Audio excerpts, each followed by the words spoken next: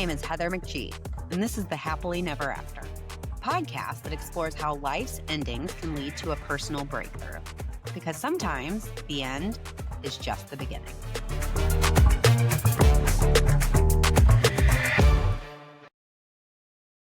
Hi, everyone. Welcome to the Happily Never After, a podcast where we explore how life's endings can lead to a new beginning. If you enjoy the show, don't forget to rate, review, and follow us wherever you are listening or watching the show today. My guest today is Stefanie Wilder-Taylor. Stefanie is the author of 6 books, including the bestseller Sippy Cups Are Not for Chardonnay and her latest, Drunkish, it's a box set, I feel like. She's been seen on NickMom hosting her talk show Parental Discretion, and she's also the host of 3 podcasts, For Crying Out Loud, Bored AF, and Rose Pricks, a Bachelor Roast. Stefanie, you are incredibly busy, and I am so pleased to welcome you to the show. Thank you so much. And I just want to say that I guess I forgot to put on my bio, but my newest podcast is Drunkish, kind of Oh, based on cool. the book. Yeah. Oh, that's awesome. I will make sure to link that in the show notes so y'all can find that, because I feel like if you're listening to this episode today, that's something you're going to be interested in We're for going to want sure. to listen to the podcast of Yeah, other go people's deeper. drunky stories. Now, Stefanie, one of your most recent memoirs is titled Drunkish, Loving and Mhm. Leaving Alcohol, which I love that title. What role did alcohol play in your life before you stopped drinking? A starring role, I would say. A big, fat, all-encompassing role that took up a lot of my attention. I think alcohol for me started maybe in high school as, just a fun social lubricant, be like everybody else. And, I did notice early on that it didn't always agree with me. I feel like I was, having horrible hangovers. I was always like, how come my friends don't get like sick from morning until night and non-functional? How come they're out doing stuff the next day and I'm in bed all day? But I didn't let that stop me. And then, as the years went on, alcohol was very helpful to me, like medicine for a lot of different things. Like I thought in my mind that I was just using it to, like everybody else, to celebrate, I liked wine. Um, I didn't think I drank that much, but then I noticed once I had a baby that one thing that I knew helped me was drinking to sort of take the edge off, to ease anxiety, to like feel better. And eventually alcohol just was something that I couldn't rely on anymore and made me really unpredictable.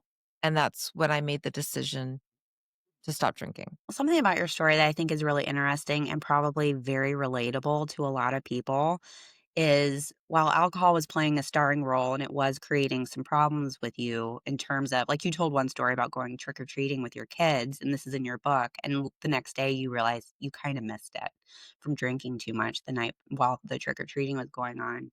And something that I think is really interesting about your story, it's not that your life was out of control. It's not that, it was this, horror show of being wildly, things were happening that were way off the beaten path. You're a mom just like any other mom, and I think a lot of women out there especially could relate to your story in that way. Was drinking simple enjoyment for you, or did it come from a deeper place? I mean, I would have told you the whole time I was drinking that it came from that I just like to drink. Yeah. In fact, well, I want to also address sort of what you said, which is that, yeah, my life definitely from the outside did not look like what you would imagine an alcoholic. I don't Yeah. think anybody in my life saw it as like, oh my God, Stephanie needs to go to rehab. I think people like my sister in law, who I wrote about in the book, kind of did a very light intervention. I think it concerned people that I seem to like to check out, like, and drink every night. But it wasn't like I was, getting hammered and like leaving my kids in the car while I went to a bar. I wasn't, you know, engaged in what I think people would think of as risky behavior.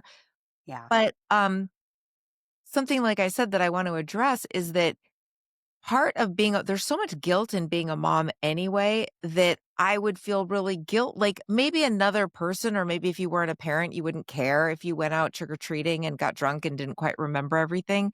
But there's such high expectation of yourself when you're a parent that it just made me so guilty and sick that, like, who does that? And also, I have a lot of anxiety, so I think that there was always that voice going like, "That's not right. Like, that's not normal to do that, to get so drunk that you don't really remember the night when you have kids." So it's kind of a double-edged sword, right? Because it's the mom guilt also helped me change my life for the better, which I might not have done if it was just me. You were talking about checking out. There are I feel like it's kind of a big conversation in being a mom because it is a lot. It's so much work. I'm a mom too. I have 2 kids that are young. And I will say straight out, it'll be bedtime, like 11 o'clock at night. Everyone should be asleep in bed. And I am like, really, I have to have that time alone in bed with my best friend, the phone, and watching my show, even though really I should be sleeping. And like, that's my version of checking out. I feel like I need to do that. I mean, I think there is a thing around mom wine culture a little bit, like, I wanna have a glass of wine. I think a lot of women and moms feel that anxiety and need to have a little treat, and sometimes that little treat is a glass of wine. It's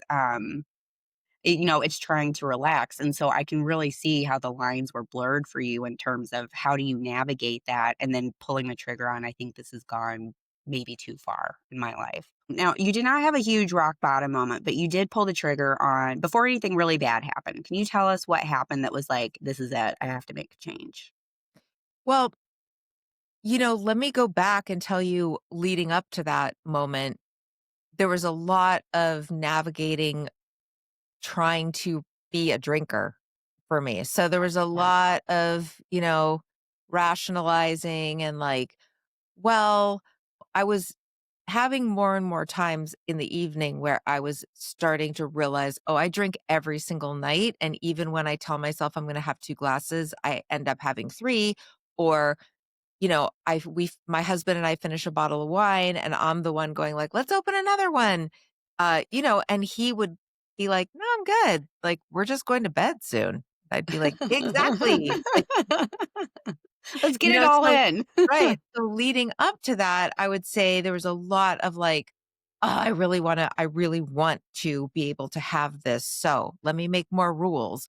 Let me say, okay, I'm only gonna have drinks on Monday, Wednesday, and Friday, or I'm only gonna drink on the weekends. Okay, well, Friday's kind of the weekend and Sunday's definitely the weekend. So Friday, Saturday, Sunday. And then I'd be like, well, Thursday night feels, it's leading into the weekend. So it's kind of unreasonable to like not drink Yeah, that, let's warm more up. nights a week than I'm drinking. So it was always this thing of like, and then eventually, I would just break all of those rules. So there came a point where I was like, okay, what I'm going to do is I'm going to just be easier on myself because it's so hard to have all these rules and to like try to remember, oh, I'm not supposed to drink on Tuesdays. So eventually I was just like, you know what I'm going to do? I'm just going to drink every night of the week, but I'm going to be somebody who only has like 1 or 2 glasses of wine.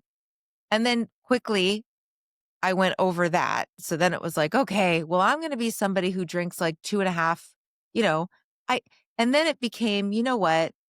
I'm just going to drink what I want as long as it's at home by myself, not by my, at home with my Yeah. husband and the kids are in bed and it's not affecting anything else. I will not drive drunk though. I will not go out and get drunk. That was my rule.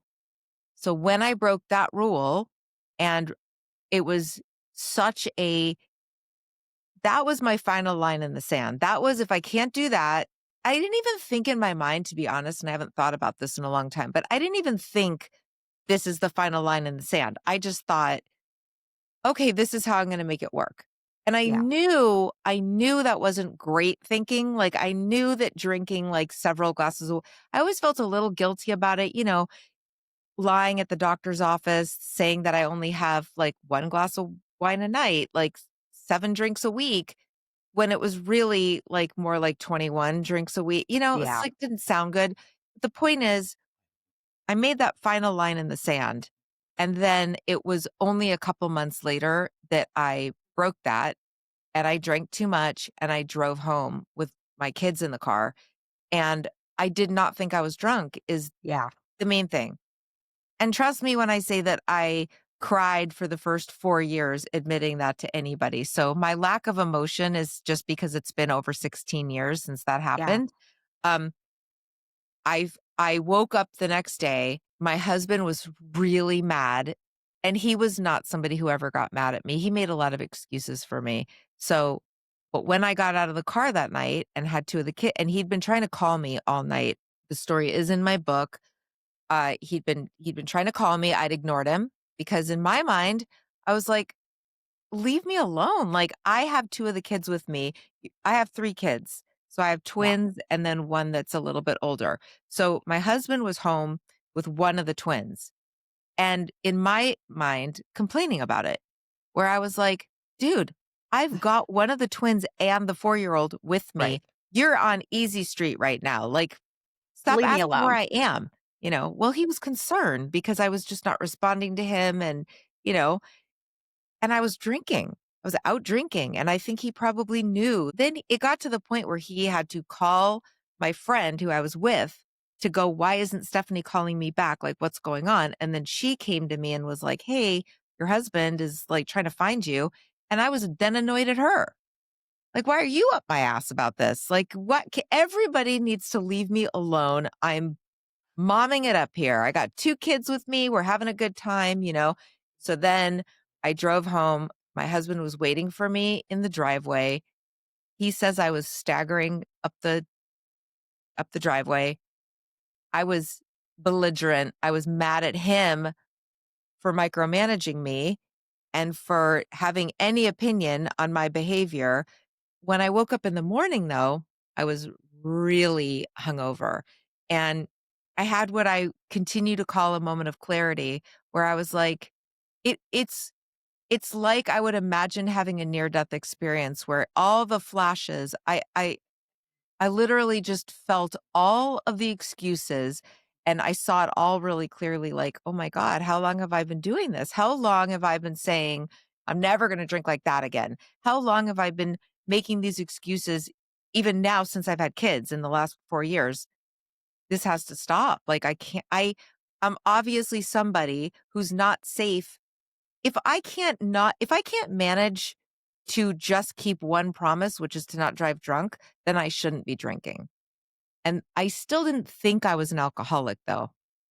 Interesting. Well, I had a question because because you had these little signals that were popping up. Your husband expressing, not too much, but expressing a little bit of concern. And then you had a few friends at particular times bring this up to you in like mini soft interventions. Mhm.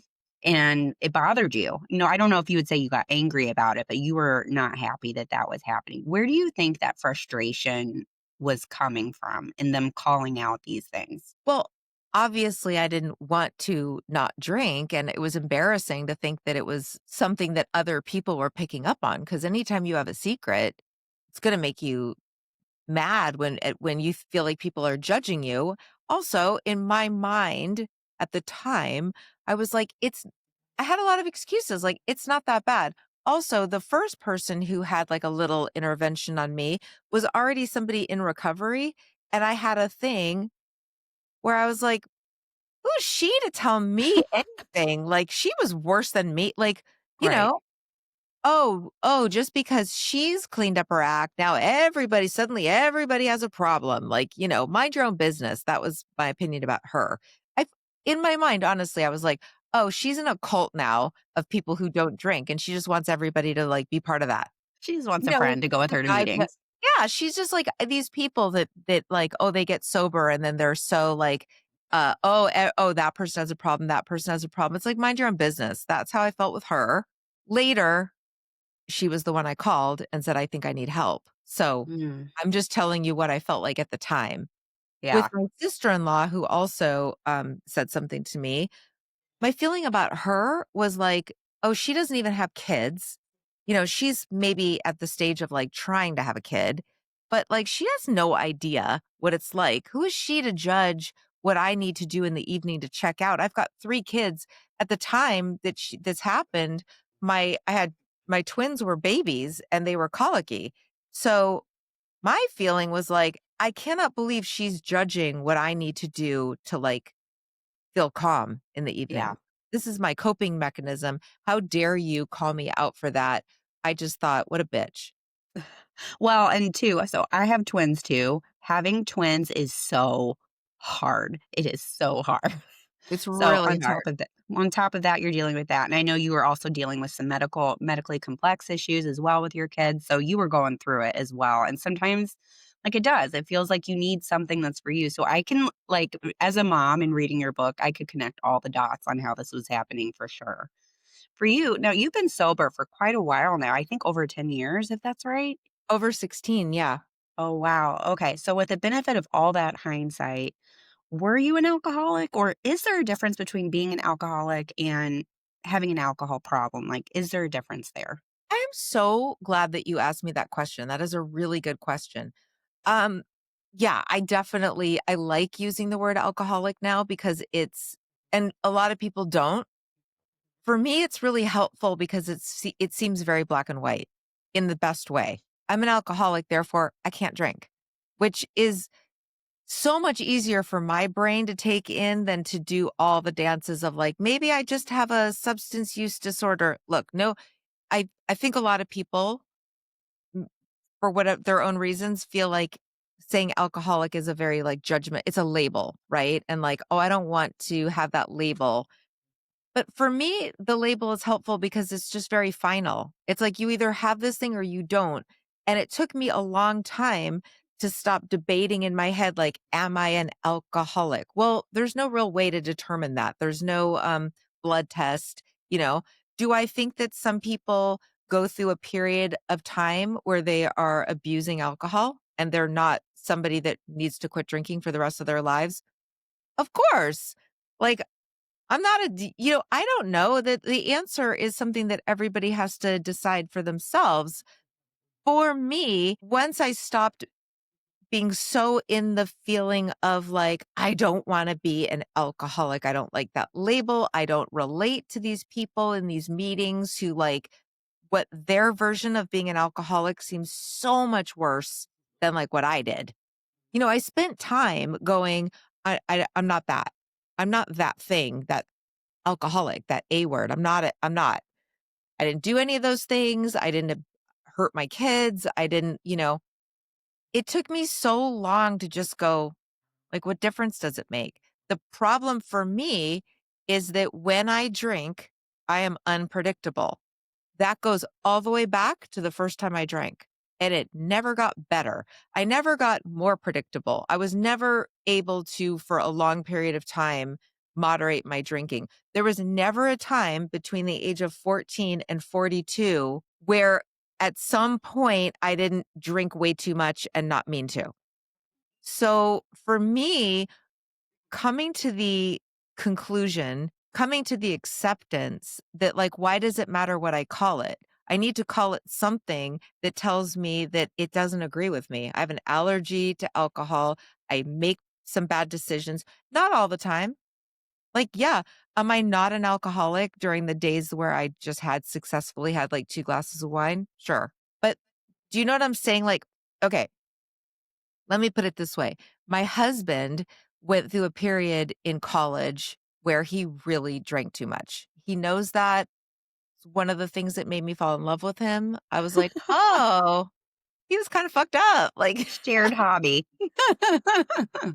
you know what I mean? I was like, "Oh, there's a little darkness there." He told me some really crazy stories. Well, guess what? Not an alcoholic because he made a decision. There was an accident that happened and he was like, "You know what? That kind of drinking, like, I don't wanna do that anymore." And he just didn't for years. Mm, And guess what? I've never seen my husband trashed ever, not one time. We've been together over 25 years. Never seen him get drunk to the point that, like, I was not sure about his behavior or, the yeah. couple times I ever saw him drink too much, he was silly. And then he was hungover the next day. I honestly can count those times on one hand. And he's never not drank. So I think there's such a I do think that people can go through a period where they drink too much. And if they can get a handle on it, great. But in you telling this story, I have to imagine that this impacted your marriage in a negative way. or did it? I don't think it did. I mean, my husband is really supportive. I mean, I don't wanna say that I hid it well because it's not I mean, there's a lot of people that, keep wine in the boots in their closet and, hide it in a drawer and then sneak in there and drink it. I never really felt like I had to do that because I never drank in large amounts. Mm, So, I was not like a hard alcohol drinker, so it wasn't like I was sneaking and taking sips of vodka. I was a wine drinker. I was a wine mom. So, it always looked kinda normal to him because even though I would try to, pregame before he got home from work and I would there were things I was doing, don't get me wrong. I was yeah, trying to get my party started early so that it didn't seem like I was drinking quite so much, but I was never drinking I hear about people drinking, 2 or 3 bottles of wine a night. I wasn't not bragging, it's just I couldn't handle it. I would, yeah, get tired and pass out, and also I would just have horrendous hangovers even over a few glasses of wine. So, my husband was very surprised, and his thinking was, "You just have trouble when people are, pouring you wine. mm. You don't have a good off switch, so I will help you." He was really supportive. He was like, "I'll try to tell you when you've had too much to drink," and obviously, that didn't go well.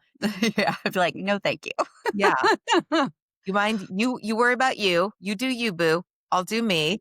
But he's my husband is really non-judgmental. He's very easygoing. So when I told him, "I think I'm an alcoholic and I think I need help," he was just like, "Okay." And then he didn't drink for weeks. And then he was always very open to "How can I help you?" Would it help? And then he never kept, trigger stuff in the house. To this day, he won't open a bottle of white wine in our house. And I think at the beginning, my husband was worried that, I was joining a cult because I started going to 12-step meetings, Yeah, and he worried that I wouldn't be as fun, but, I've brought it up to him, especially early on. I was like, "Do you still think are you still sad that, I don't drink, that I'm sober?" And he said, "Honestly, I don't there's no difference in you. You're the same exact person, you're still fun, and also, um, I feel safer when you go out with your I didn't realize that this would be an added benefit as I never have to worry that, you're yeah, driving drunk or how much you've had to yeah, drink or where you are or what you're doing. I don't have to think about that anymore, especially at the time, our kids were really young, so I'm sure, you know, big added benefit. yeah. Now, for you, once you decided to get sober, what did your recovery journey look like? Was it up and down? Was it like you made the decision that was just it? How did that work out for you? I made the decision and I didn't know what else first of all, I wasn't gonna go to rehab, and I didn't have a physical dependency on alcohol, so I didn't have any kinda, detox. It was all mental, you know? I Yeah, made the decision. I was like, "Look, I'm gonna do whatever it takes to not drink again." So, I'm not 100% sure what that looks like, and the only thing I knew that I could do was go to a 12-step meeting. So I called my friend, the one who, I was mad at before. you're like, To I, her I thought credit about it and maybe I will go. well, it was a I think it must have been at least a year and a half to 2 years after she'd said something to me. So it had been a while, and she'd never brought it up again, after my reaction, to her credit. Yeah, She'd never been like, "Have you thought about what I said?" She just never brought it up again. So when I called her, she was just like, "I got you. I'm gonna pick you up on Tuesday." And I was like, "Okay." This was on a Saturday morning because the incident happened on a Friday night. So Saturday morning, I called her. "I don't wanna drink again. I don't know how to do it. I need help." So I had to kinda white knuckle it until that Tuesday, but I was so full of shame about that incident, about the drinking and driving that, obviously I wasn't gonna drink then, but I knew that if I didn't do something, I was gonna start rationalizing again. I know my brain. So I was like, "I've gotta do something." The 12-step route felt very extreme, And I was like, I don't think I'm on board with all of that God stuff, with all these, it seems like a lot of rules. But I also didn't think I had a better idea. I was like, well, I'm not going to go to rehab. I've got 3 young kids. I can't just leave my life for 30 days. Yeah. Also, I was also like, it's probably not that bad that I need 30 days of like, listen, I wish I could have gone to rehab. Trust me, it seems great. I But feel I like was some moms would be like, maybe I need to Oh, I was go." jealous of all the rehab people when I would see them in meetings.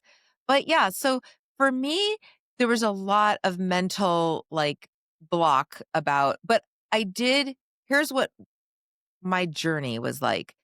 The want to be sober, the want to not drink again was a little bit stronger than my resistance to not drinking. Do you know what I mean? So Yeah. I was in a vulnerable enough place. We say in 12 step, like, I wish you desperation. I was Mm. desperate enough to try things that I felt would normally feel uncomfortable to me. In 12 step work, it's work. There's a little bit of like writing down, the first thing they tell you to do is like write down all the ways that alcohol has made your life unmanageable. For me, seeing it like in black and white, on paper was like, oh, I guess all of this, like, I'm not that bad.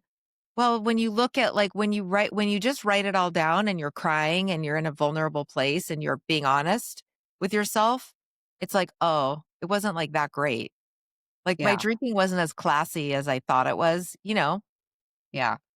You tell a story in your book about, years into your recovery, you had a friend that came up to you, and I don't remember exactly who it was, but it was someone that came up to you and said, "You know how I told you I was an alcoholic? I think maybe I'm not, and it's not that bad." And you had a conversation with her where you said, "Well, do you remember when this happened and when that happened?" She was like, "Oh, yeah, that was pretty bad." Did that conversation give you any clarity about your own journey, or did you see yourself differently in having that convo? I mean, for sure, there's been one of the things that 12 step has really given me is constant clarity. It's like, but this is like what we do for each other.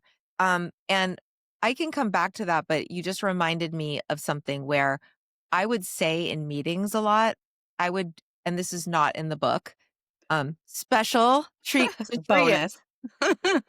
But I would say a lot at the beginning. Like, I was not somebody in 12 step that was just like, "I'm an alcoholic," and, like, I was like, I'm not so sure," and then I would I would tell a room full of alcoholics that, like, maybe I'm not that bad. I had the whole thing where I'd be like, I think for me, I was a very, like, high bottom alcoholic, like, I was very functional, um, and then one day this woman came up to me after a meeting, and she was like, you share a lot about being like high bottom alcoholic, very functional. She was like, I don't know, driving drunk with your kids in the car, it's not that fancy. She was calling you out. And I was like, wow.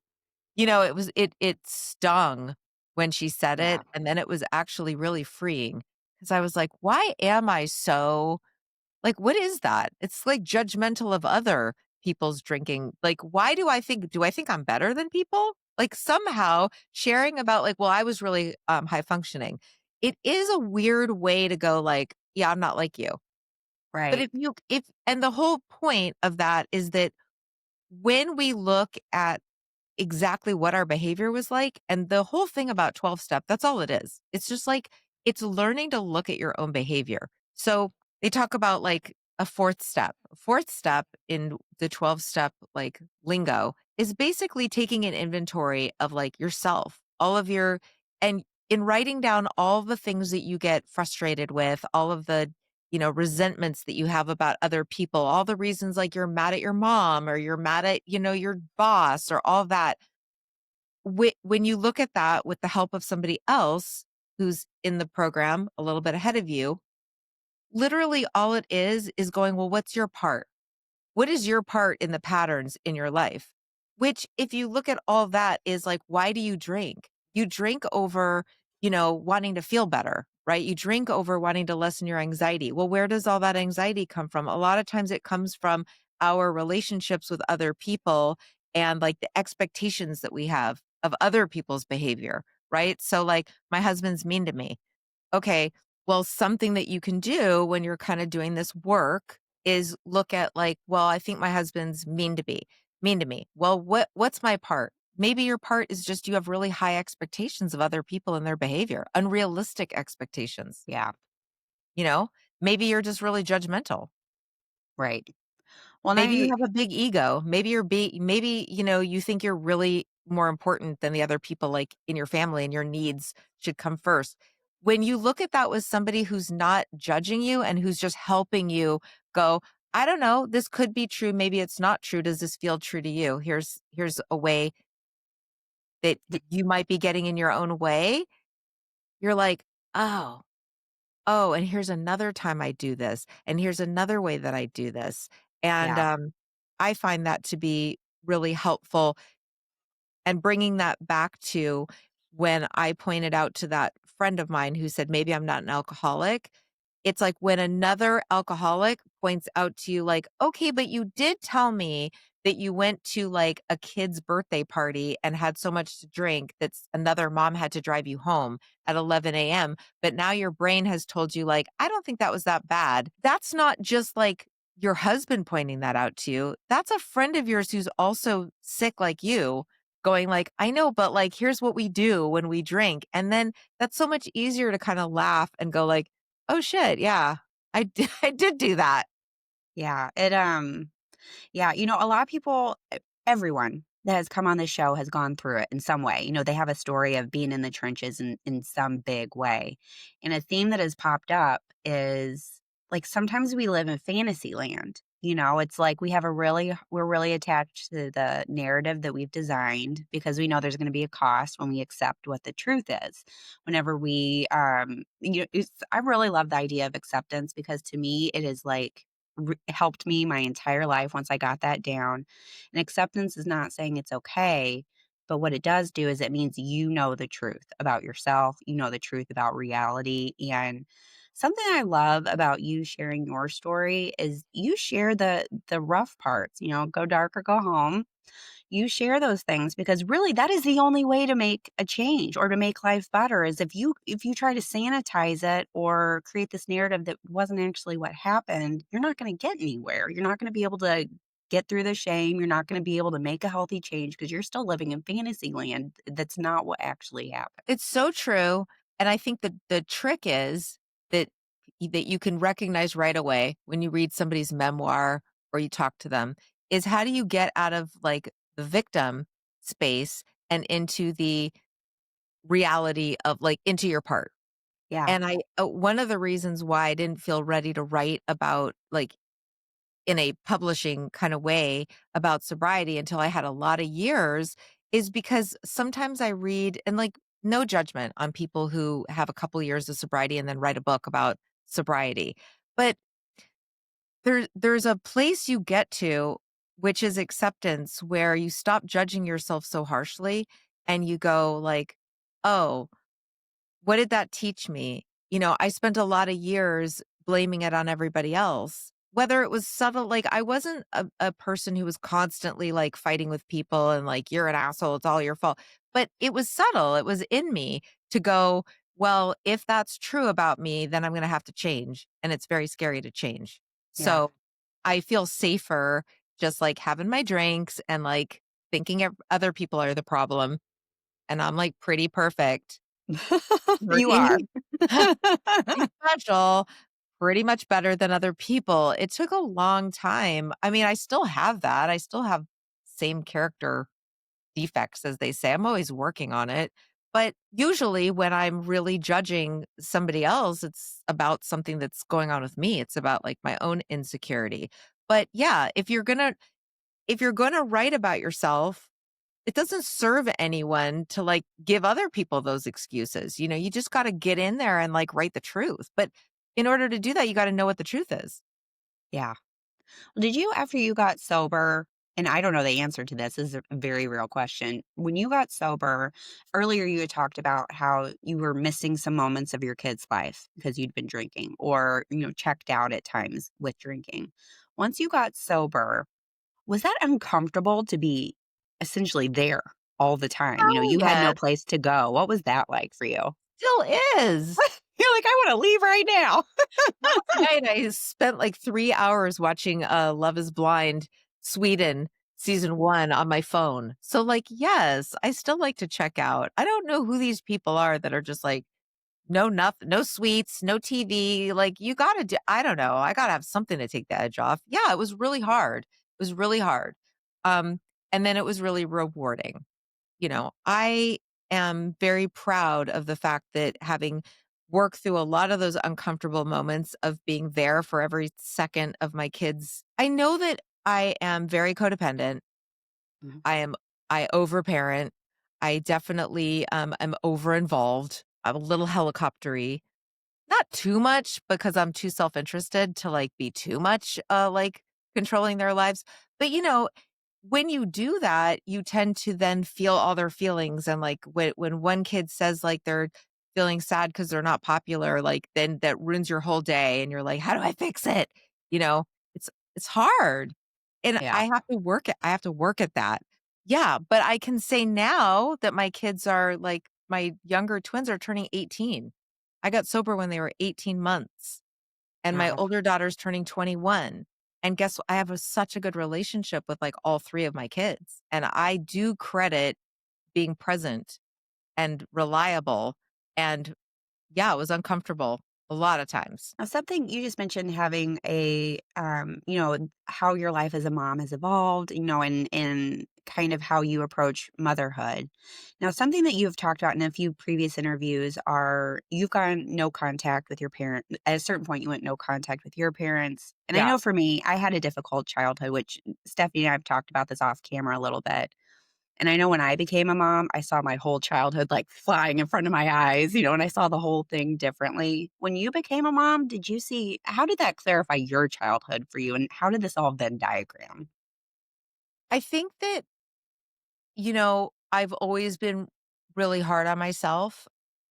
I think that for me, having kids clarified that that it wasn't all my fault, like some of the tumultuous times with my relationship with my mother and stepfather, um, I think I took on the label of like, "Oh, I was difficult." Like, Mhm.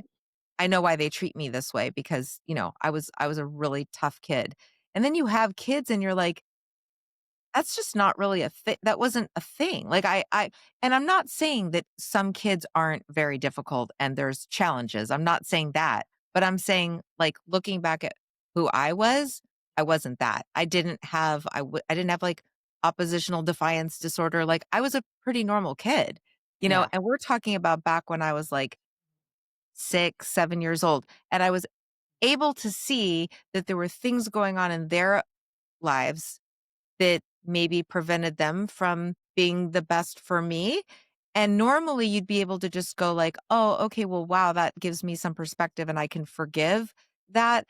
The problem is when you start seeing that no changes, that they're not willing to change, and all the changing and all the forgiving and all the has to come from me. And then at a certain point, you just go like, now that I have kids, like, I'm actually gonna be better able to make boundaries. And when you make boundaries and other people, like, don't agree with you making boundaries, then you have to make a decision on, like, who are you gonna have in your life. Now, as we're getting close to wrapping up here, but I do wanna ask you, alcohol is one of the endings you've had in your life, and I'm sure there have been others throughout your existence. We all have a few, I think. What have some of the big endings in your life what have been the big lessons that you've taken away from that? I can think of, like, a really painful breakup that I had when I was in my late 20s, and it was, like, the first time I'd really been in love, and it was that breakup was so painful. Like, I was like, "I will never I don't know if I'll ever stop, like, pining for this person, and I'll never." And that love was very chaotic, and it was a lot of pining for the person, It was a lot of, like, maybe I don't deserve this person, maybe, like, having to work hard for it. Yeah, And we've all been there. Yeah, right, and I tried so many things to get over it, I remember going to, like, church with a friend of mine who was like, "Come to our agape church," and I was holding hands with people, like, at church, like, singing church songs, like, just I was very desperate to feel better. The only thing that made me that eventually made me feel better was time, and I remember going on, like, some first dates and, crying on dates because they're never gonna be this person. I'm so happy, like, in retrospect that person ended it with me, and well, they forced me to end it with them, and then they said, "Oh, no, that was the best." When I tried to go back on that, they're like, "No, no, no, that's Oh, I perfect." hate it when people do that. That's the Right? coward's way out. Right, If you wanna right. break up with me yourself. Don't trick me into doing it Yes, myself. yes, yes.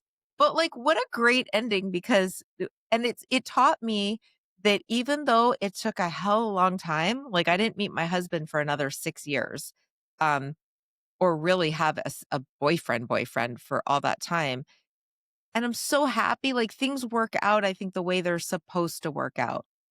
And I don't mean that in an everything happens for a reason, like, it's the best thing, it was very Yeah. painful, but I know that I can get through hard stuff. Is that like Glennon Doyle? I didn't even No. weak too hard thing. I didn't mean to, like, No, this is the invoke that. Stefanie Wilder-Taylor version. But, No, like, no. that was Yeah, a big that was an ending for me that was I thought something that I wasn't gonna, like, survive, well, and that's how I it didn't. feels. That's how it feels at the time. You feel like you're gonna die. You're, like, laying on the bathroom, like, whatever it is. And what I think is interesting on this show is we talk about these things that, like, stuck with us, these huge endings that really made such an impact at the time.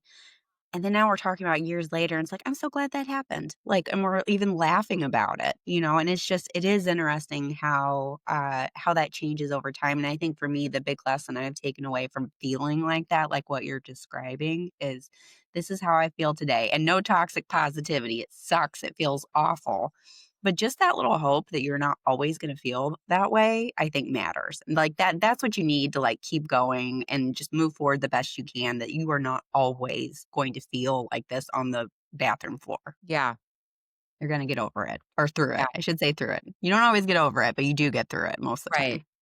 Yeah. Now, for people that are listening that are on the other side of this, maybe they have someone in their life, they're like, "Oh, I really feel like they have a alcohol problem, or there are things going on here. I don't know how to get through to them. I'm really concerned and worried." And maybe they're back where you were describing that you were, if like it's not that bad, but the people around them are like, "It is that bad." What can they do? Is there anything they can do when they're on that side of it? I mean, I think it's hard, because people have to be ready to quit, but I don't think that you should not say something. I don't think that people should just be like, "Well, that's their," especially if married to somebody like that, if it's your kid, you have to intervene. I think Yeah, it's the responsible thing to do. I don't think we can sit back and just go, "Well, they're on their own path." I think if and especially if somebody's behavior is hurting you, but I recommend going to, like, Al-Anon and learning to make boundaries and learning, like, what is your responsibility and what's not your responsibility. yeah. But it's hard, I feel, for people because it's really hard to convince people, especially addicts. It's real hard. They spend years building up all the defenses for why they should be allowed to engage in this behavior, Right. and very difficult for them to see their own side of the street and how they're hurting people. I think you just get so scared. You're so scared that if you say something to them, they're gonna, like, run away from you and never talk to you again. And I think it's just, like, it is so hard and so scary because you don't know what to say, you don't know what to do, and I think a lot of people do understand that person has to be in a place where they wanna change and where they're ready to change, but it's just I just think it is so challenging and hard because you don't know what to say, and I know for me, I was always worried that, "Well, what if I say something, they get mad at me, and they just cut off the relationship, and then I can't even, like, be the phone call if they end up at the police station or something, Right. where they're That just is a gone." risk. Yeah, it's sad or difficult. Difficult is it the word I would say. Stephanie, thank you so much for being here, for sharing your story today. Where can people find you if they wanna work with you or hear more from you, get to know your work better? Well, I teach memoir writing, you know that, um, and they can find me just go to my website, stefaniewildertaylor.com, and it's Stephanie with an F. All my stuff is there, all my classes, um my podcast, Drunkish, I'm really like pushing that. That I have people on every week with a different sobriety story, with a different message, twice a week. It airs Tuesdays and Thursdays. Yeah. So, and I also do which I don't know if how much of interest it'll be to people, but I do a Bachelor. I recap The Bachelor on Rose Pricks. And I also have a podcast called For Crying Out Loud, which ostensibly was about parenting, but it's morphed into just life. You are busy. And I Yeah. will say, I'm in Stephanie's memoir writing group, and it is really good. It's very helpful. It's a very supportive group while also like telling the truth about things you need to work on and maybe consider adjusting. It's a really great class. Thank you. And I'll link everything in the show notes. So Okay. everyone out there, the many things that Stefanie is doing, it'll be easy for you to find it all. Thank you so much for being here. And thank you to everyone who's listening to the show today, especially those of you who are on your own journey. And this is the season finale. So we will catch you next season. We hope you all have a great holiday break, and we will see you next year. Thank you, Heather.